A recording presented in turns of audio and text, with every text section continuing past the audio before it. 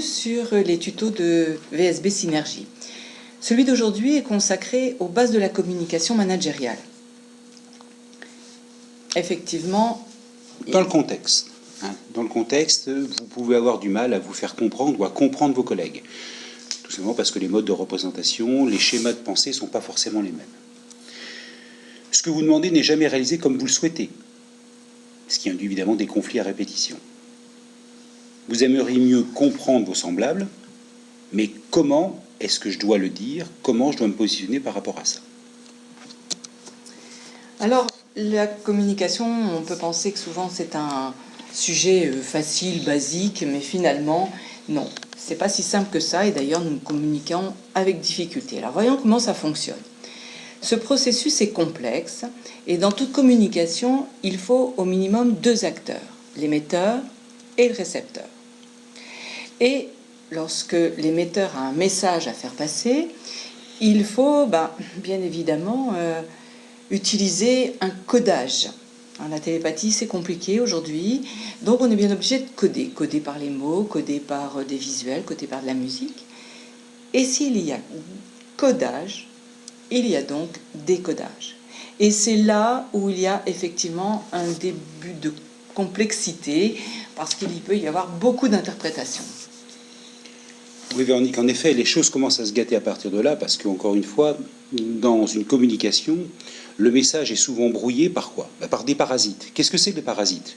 Je dirais, c'est l'environnement dans lequel vous allez communiquer, que ce soit le stress, le bruit, la fatigue, les interruptions, les problèmes de langage, de compréhension. On ne met pas forcément les mêmes mots au même sens, et vice-versa.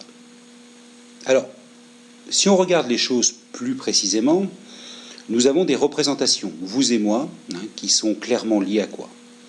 À l'éducation, aux valeurs, aux croyances, aux origines. Ça peut être la religion, ça peut être la personnalité, ça peut être le tempérament qui fait qu'un introverti aura du mal peut-être à communiquer aisément avec un extraverti et vice-versa. Comment faire à partir de là? Eh bien, ce qui va être très important, c'est effectivement de travailler sur cette notion de feedback, ce qu'on appelle le retour, s'assurer que ce qui a été émis d'un côté a bien été compris de l'autre. Parce que souvent, malheureusement, entre les 100% de messages émis, eh bien, il n'y a que 10% de messages compris. En conclusion, un certain nombre de règles. La première règle, c'est de reformuler. Reformuler n'est pas une coquetterie intellectuelle, c'est simplement s'assurer qu'on s'est fait bien comprendre et qu'on a bien compris l'autre. Donc, dans cette règle, il y a une subdivision entre le fait de reformuler ou de faire reformuler à l'autre. On a mis une phrase, si j'ai bien compris, c'est tout simple, mais on l'oublie généralement et c'est bien dommage. Et puis la deuxième règle, tout simplement questionner. Questionner, poser suffisamment de questions pour faire préciser, expliquer davantage, ou tout au moins bien se mettre d'accord de façon à pouvoir conclure la communication, la conversation sur des bases claires, saines et véritablement précises des deux côtés. Alors, maintenant, voyons, on a parlé de codage tout à l'heure. Le codage, il se fait par un certain nombre de facteurs, d'éléments bien précis, et notamment, le codage passe par les mots. En fait, oui, on a l'impression qu'on communique bien parce qu'on parle beaucoup. Or, si vous observez le ratio de codage, les mots rentrent pour 7% à peine de la compréhension du message. Ce qui est assez logique, parce que nous n'avons pas forcément le même vocabulaire, les mêmes facilités en parole. Donc, si vous voulez, on est vraiment sur quelque chose, sur ce qu'on appelle la communication verbale, qui finalement rentre relativement marginalement en compte dans la bonne compréhension du message. L'autre élément de codage, bien évidemment, c'est votre voix et votre intonation. Et ceci participe beaucoup à la compréhension du message. Mettre le ton, avoir une voix audible, eh bien, ça participe pour 38% de compréhension du message. Maintenant, le plus important reste l'image.